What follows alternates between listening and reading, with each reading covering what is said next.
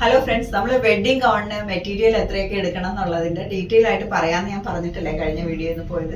നമുക്ക് wedding ഗൗണിന് main fabric വേണ്ടത് 9 metre ആണ് വേണ്ടത്. പിന്നെ വന്നിട്ട് കോട്ടൺ അല്ലെങ്കിൽ സാറ്റിൻ ആണ് നമ്മൾ എടുക്കുക. കോട്ടൺ ലൈനിങ് വേണ്ടത് 5.5 മീറ്ററും സാറ്റിൻ ലൈനിങ് വേണ്ടത് 4.5 മീറ്ററും ആണ് വേണ്ടത്.